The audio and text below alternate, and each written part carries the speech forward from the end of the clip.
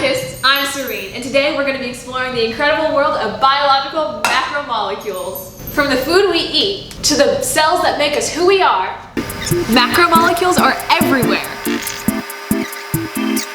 Today we're going to talk about carbohydrates, lipids, nucleic acids, and proteins. So grab your notebooks because we're about to break it down. Literally. Let's go! Alright, so we're going to be talking about biological macromolecules, or you could say biomolecules, but I'm going to write the whole thing. Biological macromolecules. If you have a notebook that you can be writing in, that would be excellent.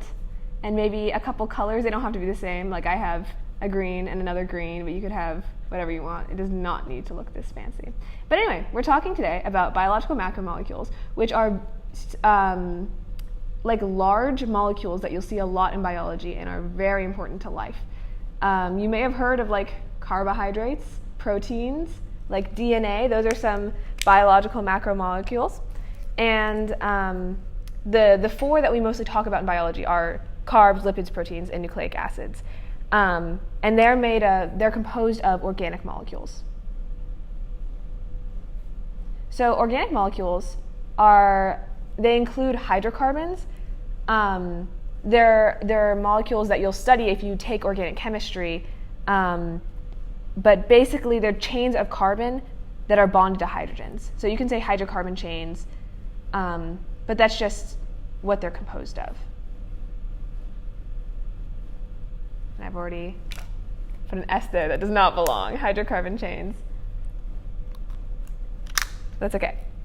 Okay, so when you have a biological macromolecule, most of these categories will have a simple unit, a monomer, or a polymer made up of multiple monomers. So the way that this works is you'll have two monomers, and often what these carbon molecules with hydrogens attached, often they'll have a hydrogen atom and an alcohol group. So if you have two that are sitting next to each other, and this is a monomer, and this is another monomer, you can actually connect them to form a polymer by combining this alcohol group and this hydrogen and forming water. So if you do that, that's called dehydration synthesis, which makes sense because you're synthesizing a polymer through dehydration. Remember, you're taking off basically a water, and so water will be your product, and you'll be synthesizing a polymer. So as a result, you'll have two monomers connected, and this is going to be your covalent bond.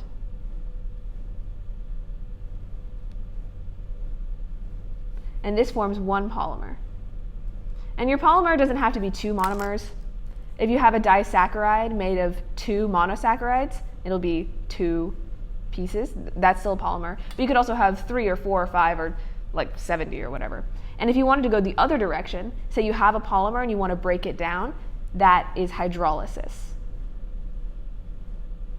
Which also kind of makes sense. You have hydro in the name. So you think, okay, we want to break this covalent bond and to prevent them from sticking together, right? Because if you were to just break this bond, these monomers would want to connect. Like they were bonded for a reason. They kind of want to be friends. So what you can do is you can add water, and it'll prevent them from sticking together because this side will have the alcohol and this side will have the hydrogen, and it won't be so sticky anymore. So if you add these two monomers together, you can take out the water, dehydration synthesis. Going the other direction would be hydrolysis from your polymer to your monomers.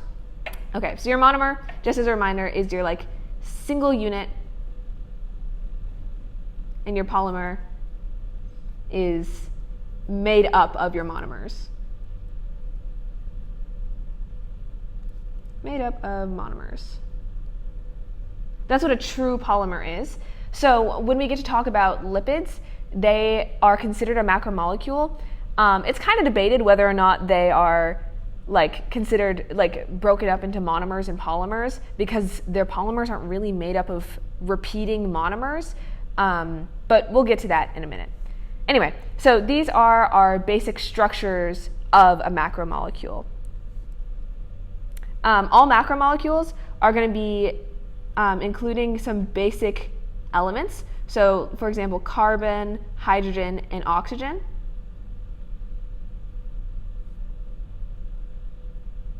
This is going to be seen in all biological macromolecules.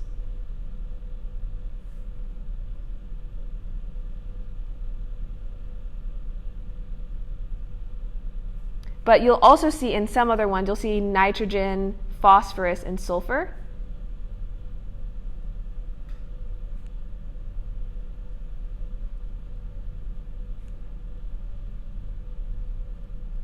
And that depends on the type of macromolecule you have.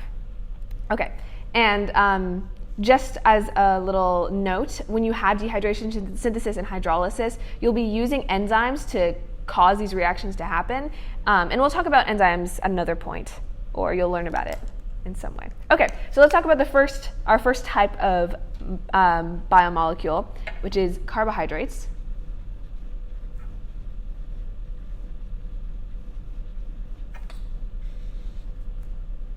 So you've probably heard about carbs. You're like, oh, can't eat pasta, too many carbs.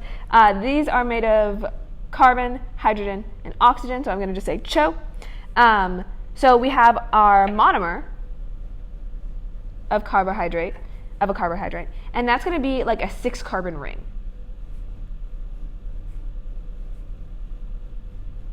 So these carbons are attached by covalent bonds. And each carbon, if you're familiar with chemistry, there's an octet rule. Each carbon wants to have a full 8 electrons. So it's going to have 2 hydrogens connected to each carbon to get those 8 electrons per atom. So you can write it like this, but there's a quicker way that you write it, especially if you're taking a class like organic chemistry. And that can be abbreviated just this little hexagon.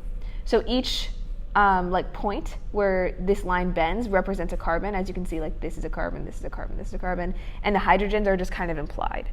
You don't need to know this if you're not taking organic chemistry, but it makes it a little bit easier to draw out some of these macromolecules in this structure. But we can highlight that and just say that's what that looks like.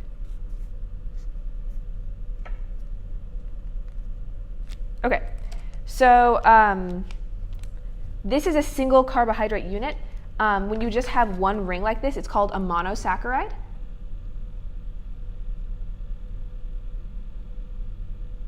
And often you'll see this in forms of like, the most dominant form is glucose. So I'm sure if you're familiar with what a carbohydrate is, or if you know what glucose is, this is a sugar, right? So carbohydrates are sugars and starches that the cell is using for short-term energy storage. So we can write that. And that's pretty easy to remember because we kind of already know what a carbohydrate is.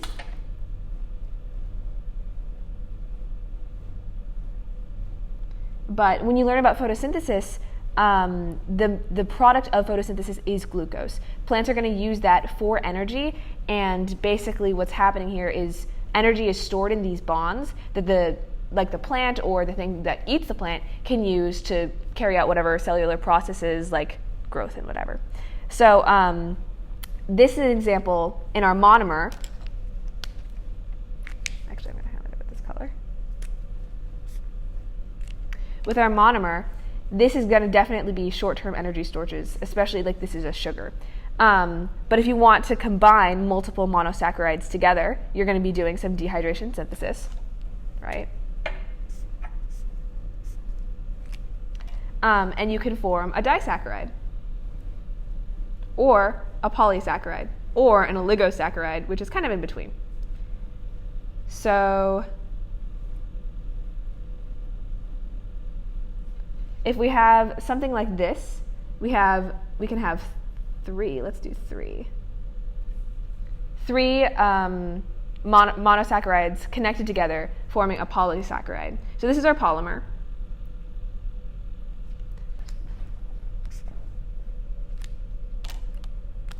So our polymer is composed of multiple monosaccharides linked together. And when you have a super long chain of this, you could have something like starch.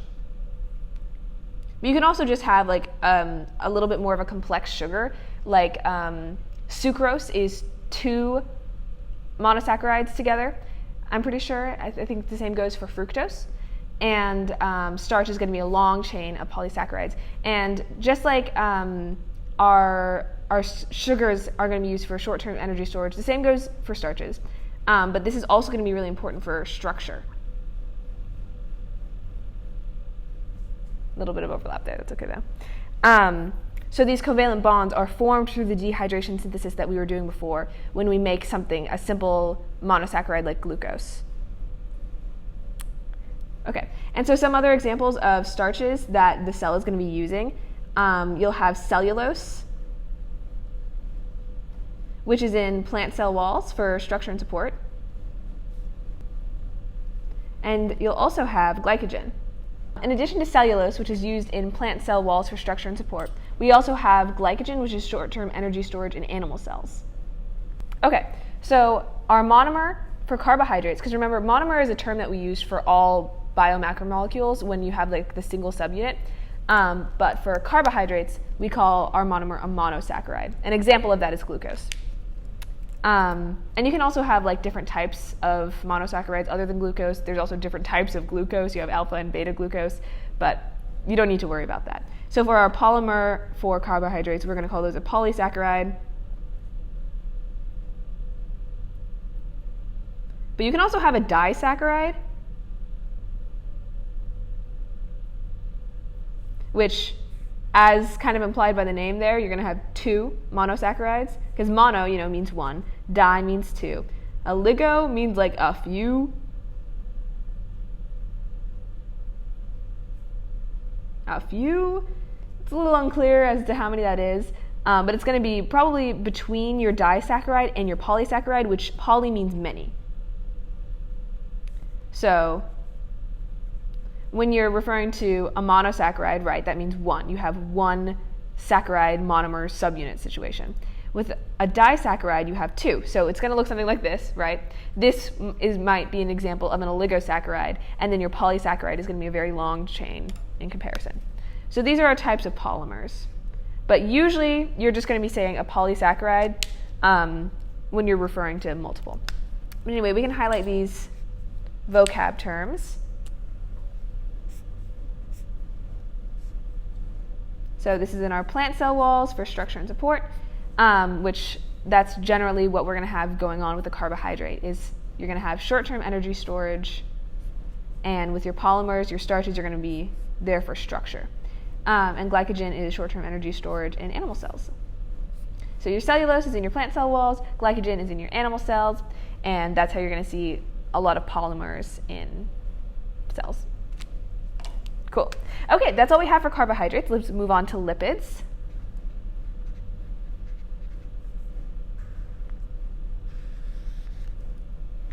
Okay, so your lipids are like your fats, your oils, your like waxes.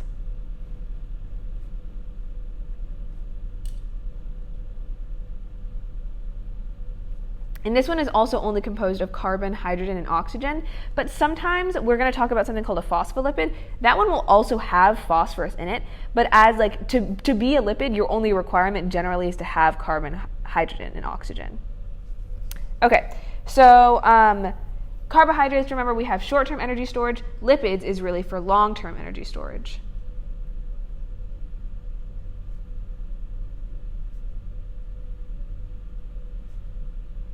And that makes sense because if you're thinking of like fats in your body, that's for long-term energy storage. So, actually, I'm going to check what this says. Okay, we're going to talk about 3 types of lipids, the main things that we see. That's going to be a triglyceride, a phospholipid, and a steroid. And we're not really going to split these up into monomers and polymers. Some people say that the monomers of lipids are glycerol and fatty acids. But that's kind of debated, and it's a little bit easier to split things up into 3 types, the 3 types of lipids we mostly see. So one is a triglyceride. Triglyceride. We got there eventually. Okay, so this is made up of 1 glycerol and 3 fatty acids.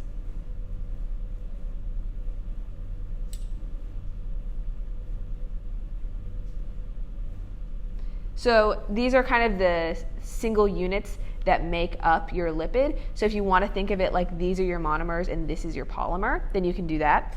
And this will look like you're going to have chains of your fatty acids. So back when we were abbreviating our carbons and hydrogens as like kind of lines that are connected, same thing is happening here. So you can imagine this is a carbon molecule, this is a carbon molecule, and hydrogens would be branching off. So we're going to have 3 chains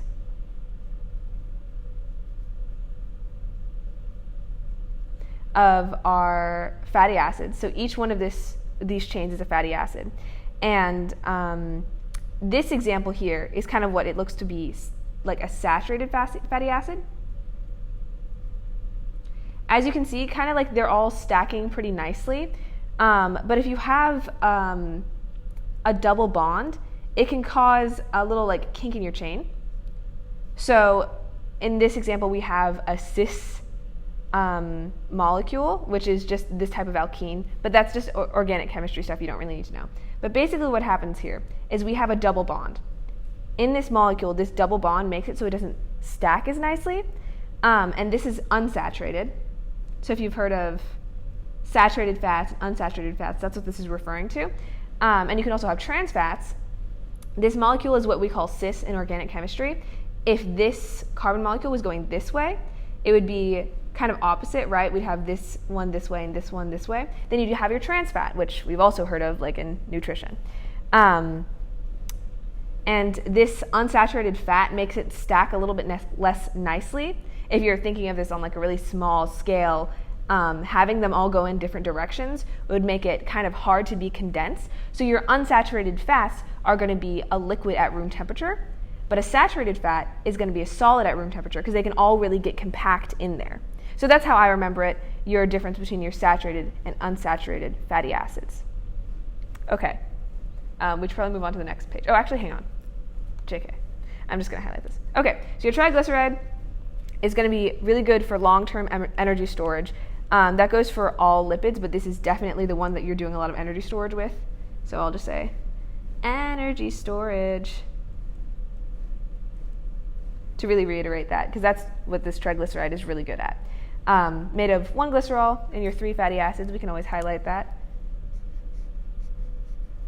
Your 3 fatty acids here. And the glycerol is just this thing keeping them together. And you have your 2 types of fatty acids, your saturated and unsaturated. And remember, your saturated is going to be solid at room temperature, really condensed there. And your unsaturated is going to be liquid at room temperature. So an unsaturated fatty acid, an unsaturated triglyceride,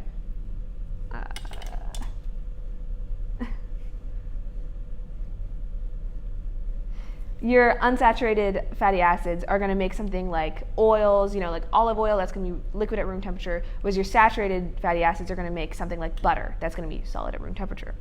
So, right, we have our fats, oils, and waxes. That's what lipids are. All right, so that was a triglyceride. Let's move on to phospholipids. Okay, so phospholipids are a really important key part of cell membranes.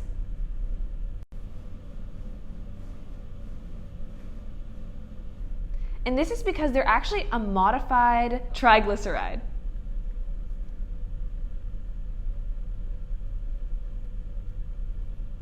So before where we had 3 fatty acid chains, we're going to replace one of those with a phosphate group. So the way that we can look at this is we can just draw our phosphate group like this, and these will be our fatty acid chains. So we have 1 phosphate group and 2 fatty acid chains. And what this does is our fatty acid chains are completely non-polar. So since these chains are just composed of carbon and hydrogen, they're not very polar. But our phosphate group, this is charged, right? We can see this negative charge here. So it's going to be partially charged. This part of the molecule will be polar. And this part will be nonpolar. And that's really important when we're looking at our cell membranes because that's a key part of their function. So the term for that is amphipathic, which means that it's both polar and nonpolar.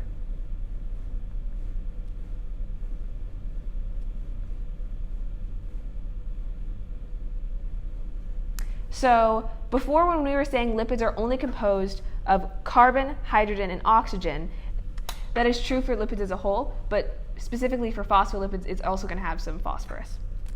Okay, so that's what a phospholipid is. It's a modified triglyceride, huge part of cell membranes, and we're going to have our polar phosphate group and our nonpolar hydrocarbon tail made of fatty acids, so we can label that as well if we want. So this is our phosphate group.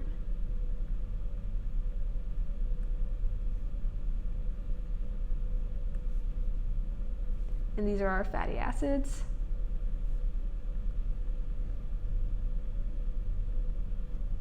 And since we have a nonpolar and polar region, it is amphipathic.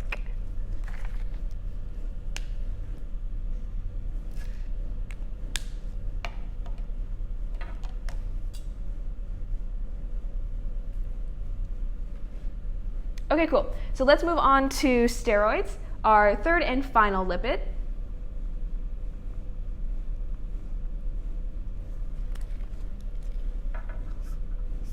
So you may have heard of steroids like cholesterol and testosterone and estrogen. These are really important for cell signaling, but they also are a part of the membrane. So cholesterol is really important in cell membranes.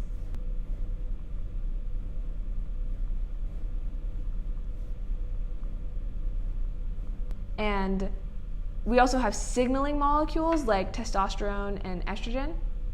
Testosterone and estrogen. These hormones are really important for transmitting information from one cell to another.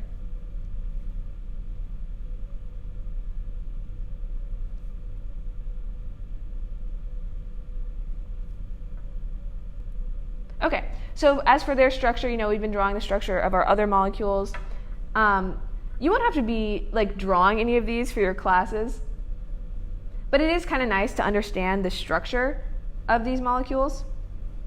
So before, where we were looking at our monosaccharide, we had these hexagons, right? And we have a similar thing going on here, but then we also have a 5-carbon ring, and this is our basic steroid structure. So this is what cholesterol looks like, for example. So it's made up of fused rings, and it's a really important player in cell membrane fluidity. The cell membrane has a fluid mosaic model, and cholesterol can change how rigid that model is. Okay, so we have cholesterol, we have testosterone and estrogen. Steroids make up one class of hormones, and these are really important for signal transduction, information between cells. And cholesterol is really important for cell membrane fluidity. All right, so our next category of biological macromolecules is nucleic acids. And this is stuff like DNA and RNA. It also includes stuff like ATP, huge energy storage molecule in the cell. But mostly what we're going to pay attention to right now is DNA and RNA. So the monomer of a nucleic acid is a nucleotide. So if you're familiar with DNA structure, you'll see things like adenine, guanine, cytosine, and thymine, but you'll also see uracil in RNA. So we can just abbreviate it. Adenine, A, guanine is G, cytosine is C, thymine is T, and U is for uracil. So these are just examples of our nucleotides, and that's our type of monomer in nucleic acids. So when you connect a bunch of monomers together, you can make a polymer. But what this nucleotide is going to look like is a 5-carbon ring with oxygen right there. And you can see this is 4 carbons. So where's our 5th carbon? It's actually over here. Okay, so your 5th carbon is here. You'd say 1, 2, 3, 4, 5, and you're going to have a phosphate group again. And so this is charged. And on this end, you're going to be attached to a nitrogenous base. And for different nucleotides, like if you have adenine, that's going to be a different nitrogenous base than guanine, which is going to be different from cytosine. which is different from thymine, and uracil. Makes sense. So these are bound together to form polymers. And our polymer for a nucleic acid, we're going to see stuff like DNA, RNA, ATP, and that's just, it makes up a nucleic acid. So the name for the polymer of a nucleic acid is a nucleic acid. You're not going to really see bases on their own, at least when it comes to DNA and RNA, because DNA is made of many, many nitrogenous bases. That's how we store information to make proteins in our cells. And so we need a lot of information to make us who we are. So we'll have multiple nucleotides connected together to form our nucleic acids.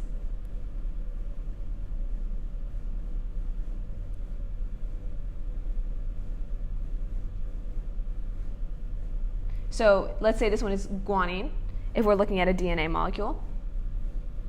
And they will be connected through a phosphodiester bond. As you can see, you have your phosphate group here. Let's call this cytosine. This is a phosphodiester bond.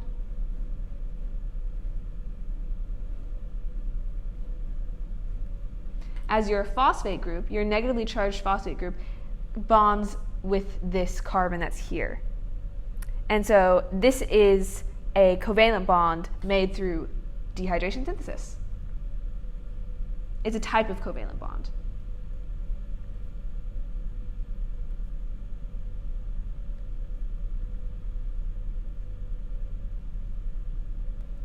Okay, and so let's spend a little bit of time talking about the difference between DNA and RNA, just real quick. Because they have a lot of similarities. They're both nucleic acids made of many nucleotides. DNA will have adenine, guanine, cytosine, and thymine, whereas RNA will have adenine, guanine, cytosine, and uracil. And the reason that these are different is it's just a little bit different in structure, but whenever you would have a thymine in DNA, you're going to have a uracil instead in RNA. Okay, so DNA, you may have seen like drawings of DNA. Looks kind of like that. It's not perfect, but more or less. And as you can see, we have two strands that are connected together. Two strands in this double helix shape. That's what this shape is called. And each line here that you'll see in like a cartoon drawing of DNA, that represents one nucleotide on one side connected to another. You're going to always see that adenine always binds with thymine and guanine always binds with cytosine. And same thing goes for RNA. You're still going to have cytosine and guanine bonding together, but adenine is going to be bonding with uracil because uracil is kind of replacing thymine. So RNA, it's not double-stranded, it's single-stranded. So you just have like a single strand with your nucleotides. They don't have a pair, they're kind of lonely, it's very sad. So single strand. And DNA is actually turned into RNA when you go through transcription, a process you'll learn about later. But DNA is really where all of the information of an organism is stored. And when you're making the proteins, because right, you're storing information, but how is this information used? This information is used to create proteins, and in that process you have to make RNA. And the D in DNA stands for deoxyribose. So DNA is deoxyribonucleic acid because it's a nucleic acid. So this is made of, this includes deoxyribose,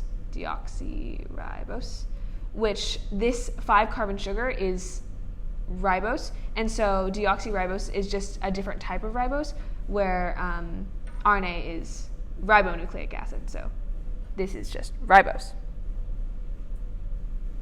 Yeah. So just a slightly different structure in the sugar that makes up the nucleotide structure. So if we want to review that real quick, we have our phosphate group that's negatively charged, so that is just something important to remember. We're going to have a charged molecule here in our DNA, and it's connected to a nitrogenous base. Remember, that's going to be different for our adenine, guanine, cytosine, thymine, and uracil. And if you want to write that down, you can.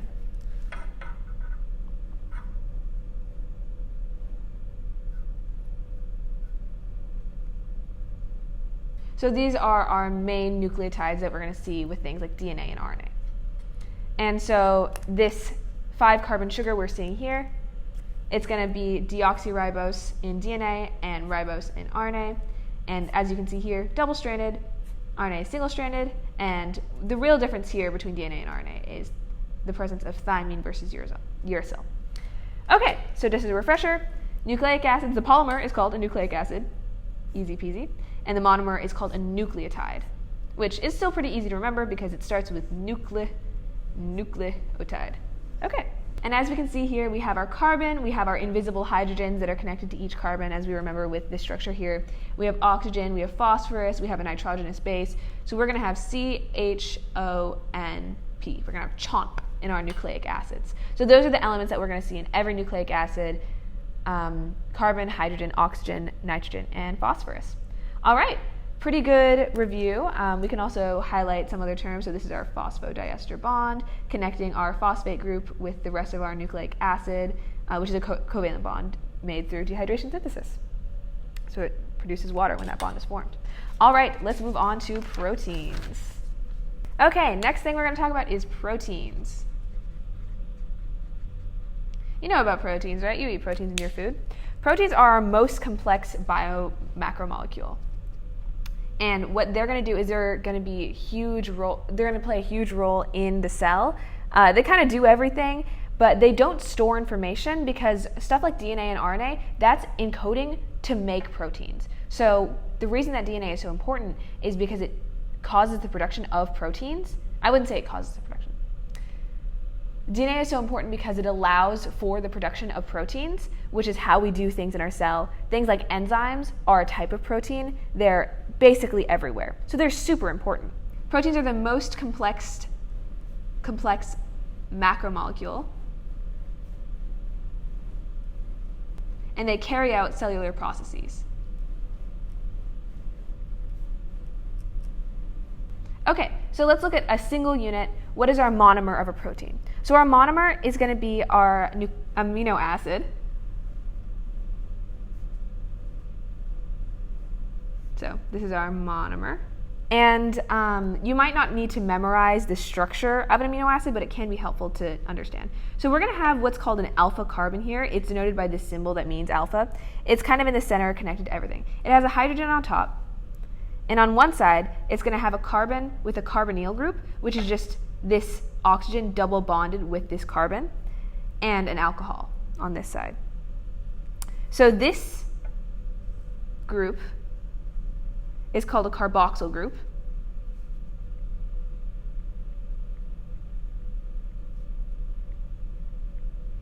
This COOH, because we have a C and then two O's and an H. And this is a little bit acidic.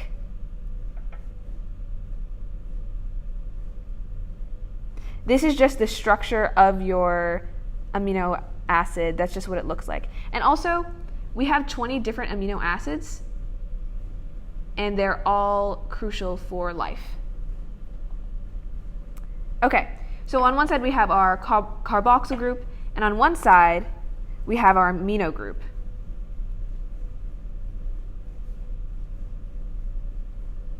And if we're drawing our lone pairs, if we're being accurate to chemistry, it'll look kind of like that. But that's not entirely important. Okay, so this is our NH2, and so this is called an amino group. Okay, then there's one final piece, and we're just going to call this R. And you're like, what kind of element is denoted by R? And that's not an element. So an R group is just kind of like a variable, like a placeholder. This is our placeholder, and it's going to change in every amino acid.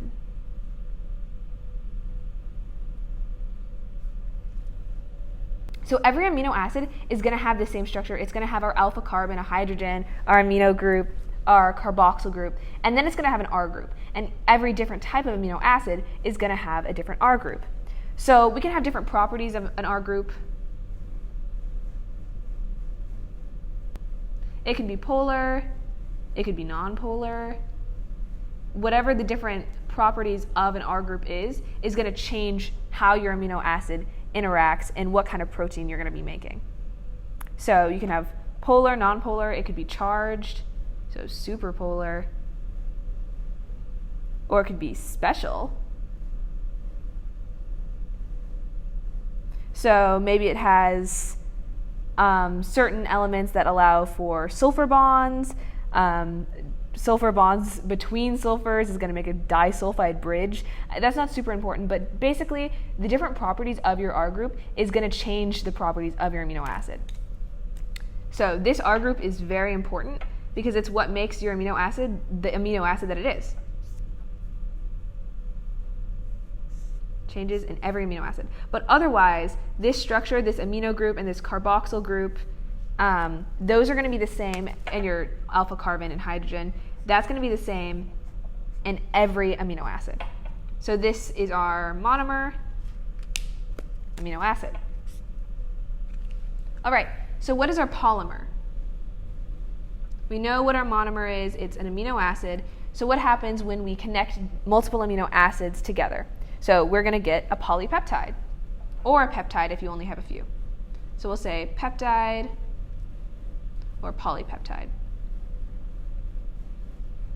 So if you have less than 50 amino acids, you're going to be making a peptide. A peptide is just saying like, oh, it's a bunch of amino acids together, but maybe not like a ton. If you have a really long one that's more than 50 amino acids, that's when you're going to have a polypeptide. But for the most part, what you need to understand is when you have peptide, you're referring to a bunch of amino acids. You're going to be having a protein. You can also just call it a protein. That's how you're probably going to see it in a lot of cases. Or protein. Okay, so why are we calling it a peptide? Well, when you have your amino group, your NH2, and your alpha carbon, and your hydrogen, and your whatever R group, let's say this is R1, right? This is just one type of R group. And your carbon with your carbonyl group, and your alcohol. And then, so remember, this is our amino group. Oh, I could have just said COOH here to abbreviate. What's going to happen is we're going to have a peptide bond, a covalent bond between this amino acid and another amino acid, between the amine group here. So these two amino acids are going to be connected by a peptide bond. And that's why it's called a peptide or a polypeptide.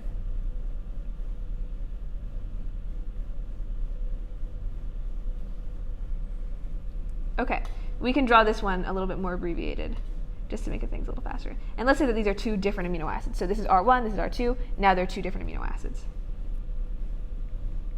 All right. So this is amino acid 1, this is amino acid 2. Together, they make one peptide because it's multiple monomers connected together to form a polymer. And usually your proteins are going to be extremely long. Proteins can get up to thousands of amino acids long. So a peptide is relatively small with only 50 or less amino acids. Okay, so what is a protein going to do? It carries out cellular processes, but what does that look like? So an example of a protein is an enzyme. Like I said, you'll probably learn a lot more about this later, but these are going to speed up cellular processes or even just cause reactions that wouldn't have otherwise happened. I'm abbreviating reactions with reactions. But proteins can also do defense. They can be involved in storage. You can see them in transport and also communication. Communication. And this could be the signaling molecule that tells, like one cell sends to another one to communicate a signal, or it could be the receptor of that molecule. So I'm cell A, and I'm sending a molecule to cell B. And I'm going to receive it with a protein receptor. This one should probably be spherical, right, to capture this signal. So this is a protein, and this is also a protein. So proteins are really everywhere. You can also see them in structure. They're all over the place. So proteins are really important. And they also have different types of structure. So proteins are our most complex macromolecule. We can really emphasize that, and the fact that they are really important for cellular processes, like some of these, defense, storage, all of the above. Let's talk a little bit more about protein structure and folding, because the structure of these molecules defines what their function is, and so the way that they are laid out physically is really important. Okay, all right, so let's talk about protein structure, specifically protein folding. Because remember, these are our most complex macromolecules. So the structure is also pretty complex. Okay, so something important in biology to remember is that form or structure defines function. The shape or components of a molecule will completely change how it can act. So proteins will always fold in a way to reach a stable structure. Because if they're unstable, then they're going to have to move some way to compensate it. So proteins can actually end up looking really messy because the most stable form is the messy looking form. And these R groups that we talked about before in our amino acids, this is going to define our structure.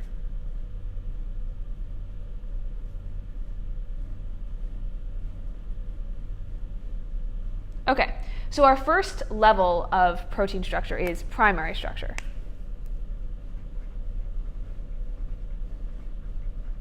And you can abbreviate this with like primary, written like that.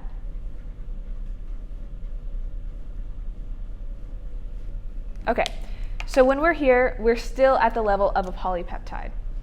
So we're linking different amino acids together to form our polypeptide. Right? So we have our chain of amino acids all linked together. So in the example of a polypeptide, it's going to be more than 50, remember? I am not going to be drawing more than 50, but we can have it extending off the page, so you can pretend that there's going to be more than 50.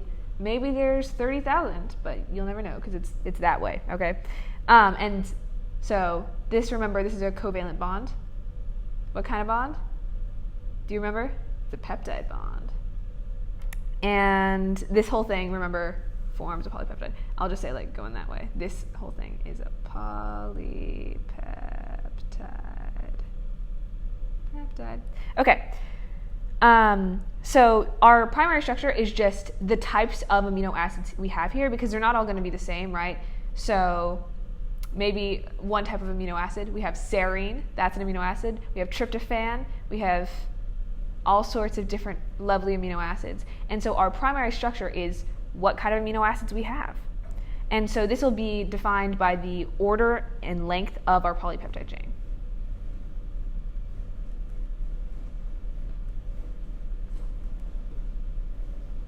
And also the amino acids that we have. So composition. But also, yes, length of our polypeptide chain. So that's our primary structure. What is making up our polypeptide? Obviously, it's our amino acids, but what type? So our composition, the order that they're in, because if we have amino acid serine here versus like all the way over here, we're going to have a different structure, right? And structure defines function. And also length, because a peptide this long is going to be different from a polypeptide thousands of amino acids long. Okay, so this is our primary structure, just kind of like the basic first step, and then we'll move on to secondary structure.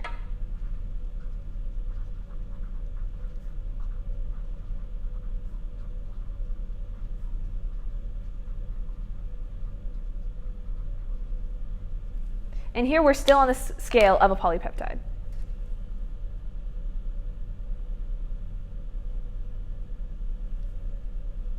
Kind of absorbed the eye there. Okay, so we have our long list of our amino acids in our polypeptide. And each amino acid is going to have this same structure here with our alcohol and our amino group. And with our oxygen connected to hydrogen, this is capable of doing hydrogen bonding. Same thing goes for our amino group. And so hydrogen bonding, where there's like dipole moments between these molecules, which remember, every single amino acid has this structure, it's going to be wanting to bond with the other amino acids. So it's going to fold in a way where maybe this single amino acid wants to touch this one, or maybe this one, and it'll fold in a certain way. So there's two things that we'll see, which is coils and sheets.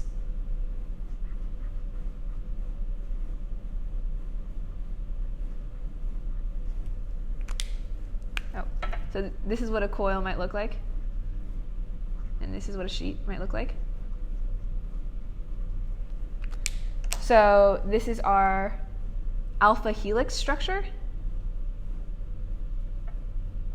and this is a beta pleated sheet. And the way that this works is our single amino acids are going to fold in this way, where like maybe there's an amino acid right here and it wants to bond with this amino acid here, and then maybe there's one here that's bonding here, and so you're going to have like bonding that's causing this coil shape, or maybe with your sheets it'll be like this.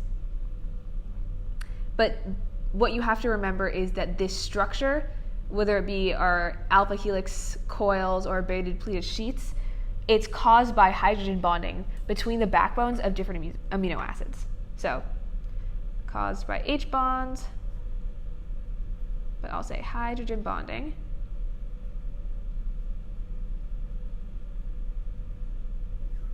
between the backbones, which remember are going to be universal to all amino acids,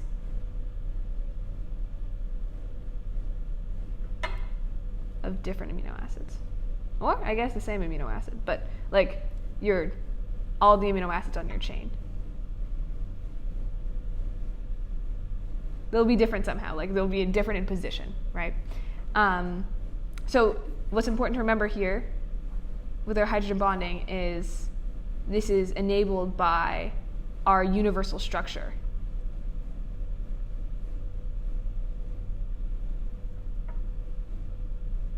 Which allows for our hydrogen bonding with our carboxyl group and amino group.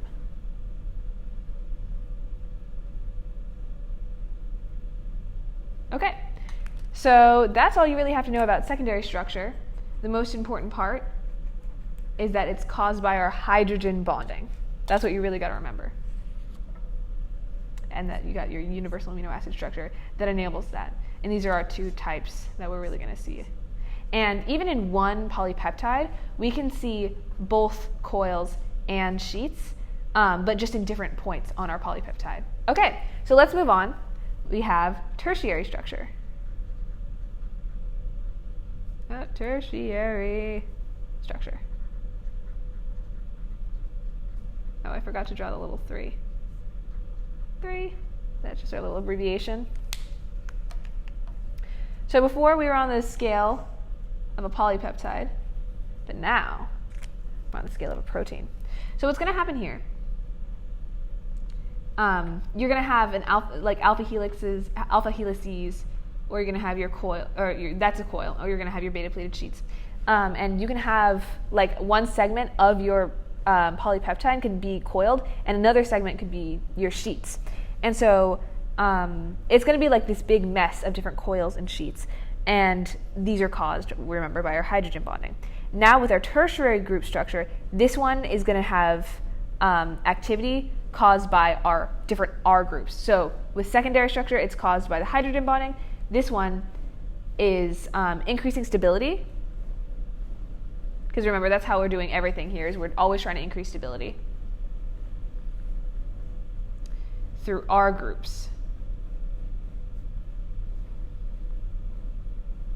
So our R groups are going to have, remember, different properties. There can be polar, nonpolar, charged, special, whatever. And that's going to cause our proteins to have a different structure. So if we have an hydrophobic or nonpolar R group,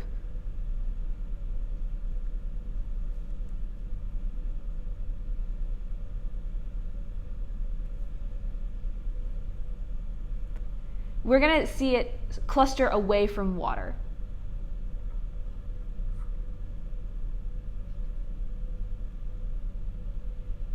Because water loves to it really attracts to itself.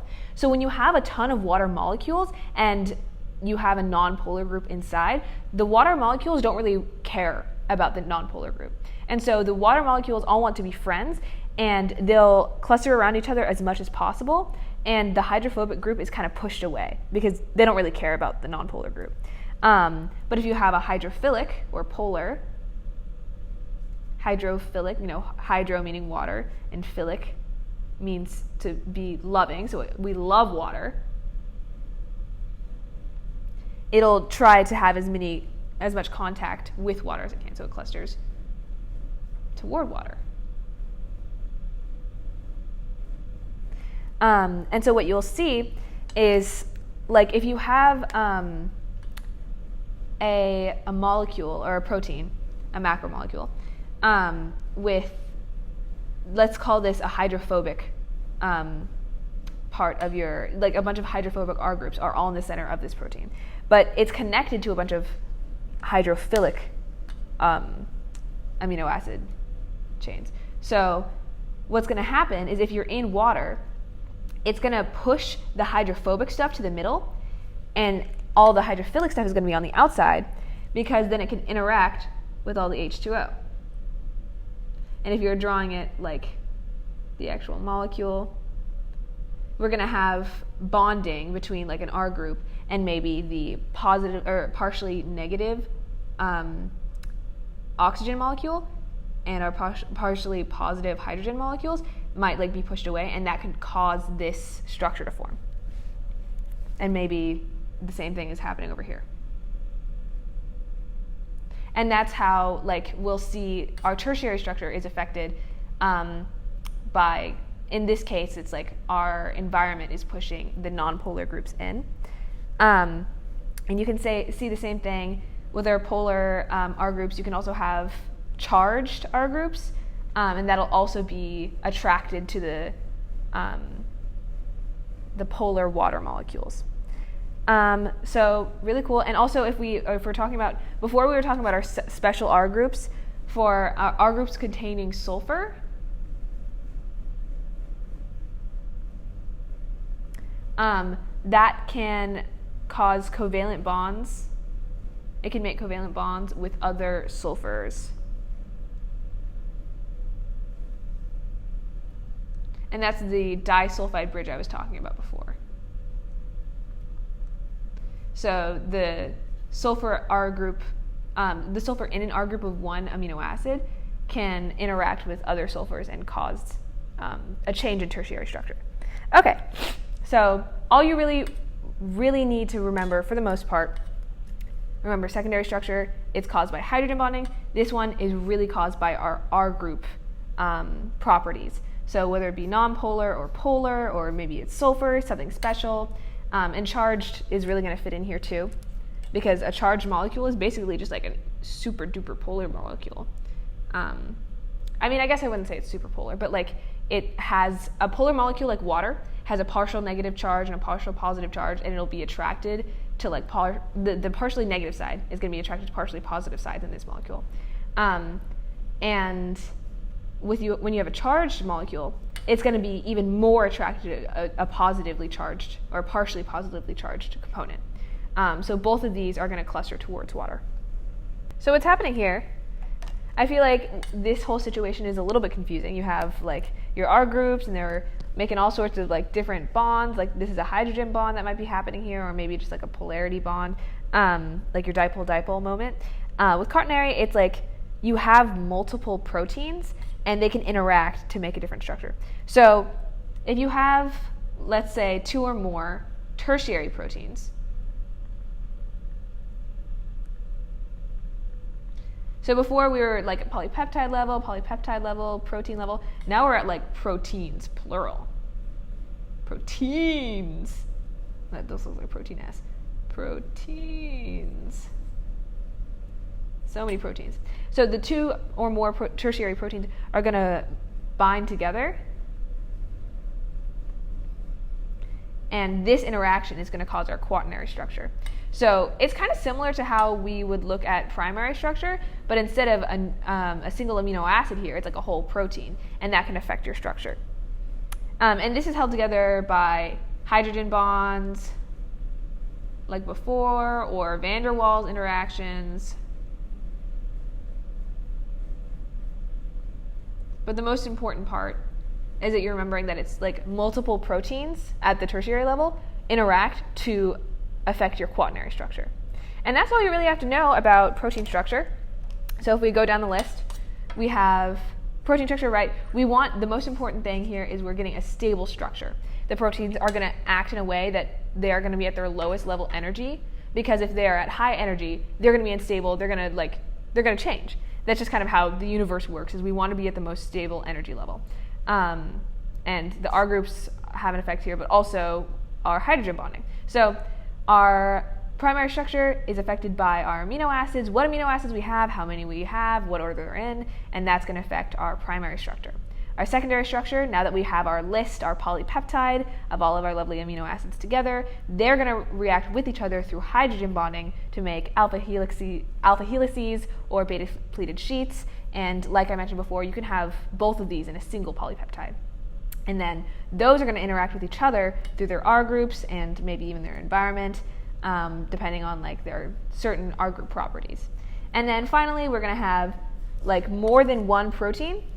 So our structure here is not like of a single protein, it's of multiple proteins through hydrogen or van der Waals interactions. All right, so just as a review, this is protein. Proteins have this universal structure in our amino acids, which are our monomer subunit. It's going to be composed of an amino group, a carboxyl group, a random R group. It's not completely random, but it's like a placeholder that'll change in every amino acid, and that'll cause it to have different tertiary structure. So that's why structure really does define function, or form defines function, because what you put, the type of amino acid you put in your primary structure is going to affect its tertiary structure later. And proteins are really important. You see them in all sorts of things: defense, storage, communication. Super cool. All right, take a step back. So that was proteins. Let's start from the top. We have organic molecules. They make up our biological molecules. Or macromolecules. We really saw that here to begin with our carbohydrates. Is we saw this hydrocarbon chain. It's not really a chain. It's a cycloalkane. But that's okay. You don't need to know that word. Basically, we have this hydrocarbon. It's a chain. It's just like a closed chain. And this is something that we saw in all of our molecules, right? We saw it here, we see them all in our lipids, we see it in our nucleic acids, and we also saw it in our amino acids with our carbon attached to our hydrogen. So our carbohydrates, that's really going to be for either short-term energy storage or structure. Short-term energy storage, we're going to see a lot in our monosaccharides. They are the most simple by far. You're going to see things like glucose, fructose, sucrose, galactose, lots of sugar molecules, but you can also see that some of those are disaccharides or polysaccharides, oligosaccharides, right? But in terms of energy storage, that's going to be like our sugars. When it comes to more complex molecules, we'll see starches. This is probably too short for a starch, but our starch is going to be long. It's going to be really important for structure, we'll see. And so some types of our polymers are cellulose, which is really important in plant cell walls, and glycogen, which is really important for animal cells in short-term energy storage. So that's carbohydrates. They have carbon, hydrogen, and oxygen, and they're really important for energy and structure. All right, lipids, we got our fats, oils, and waxes. We have triglycerides, which is made of one glycerol. I don't know why I didn't highlight that. And 3 fatty acids. We'll have saturated and unsaturated. Saturated, we have all of these single bonds of carbon. Unsaturated, we're going to have our double bonds. Double bond. At least one. Right, we only have one here. But you could also, I'm going to put another one here. Boom. This would be a trans fat. because it's on one side and then another side, and here they're on the same side, so this one would be cis. But this is what we're going to look at when we see like our unsaturated fatty acid. And it's going to be liquid at room temperature because you can really shove less of those fatty acids in. They don't stack as nicely when they're all weird shaped like that. And triglycerides are another type of energy storage, typically a longer term energy storage. Phospholipids are another type of lipid. We can put that at the top here in case you forgot. These are also lipids. And phospholipids are really, really important in our cell membranes. When we talk about the fluid mosaic model, we'll see why it's so important that it's polar on one side and nonpolar on the other. It's amphipathic, both polar and nonpolar, and made up of that phosphate group. Okay, steroids. We have cholesterol, testosterone, and estrogen. These are steroids make up one class of hormones, and that's really important for cell communication. And cholesterol is important in membranes as well. This is what cholesterol looks like, just like for reference. Nucleic acids, that's our DNA, RNA. All of this information encodes super, super important data almost for our cells. Without nucleic acids, our cells would not be able to be able to make proteins. Nucleic acids are like a recipe book for proteins. So it's really important to store this information as DNA specifically. Not all nucleic acids are like that, but DNA stores information, and RNA is made based off of DNA to make proteins. And they can also have different roles in the cell. For example, ATP is really for energy storage. DNA and RNA are the main amino acids we're going to be talking about because they are so important for the central dogma of biology, which we'll probably learn about more later. And this is our basic structure. We have our single monomer of a nucleotide with a phosphate group, 5 carbon sugar, and a nitrogenous base. And the nitrogenous base here is guanine, and so it's the group that will make guanine. So we have this guanine over here.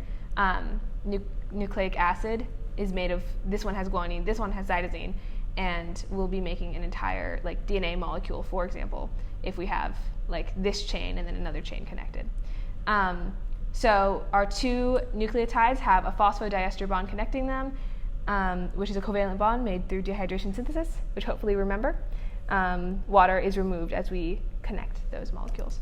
All right, so that's basically our review of biological macromolecules. Oh, we got an empty page there. Our proteins we've already reviewed. So yeah, we have some really important, huge molecules that we'll see a lot when we talk about biology. So this is a very important foundation to understand. So I hope you enjoyed, hope you learned, hope you took some beautiful notes, and we will see you later.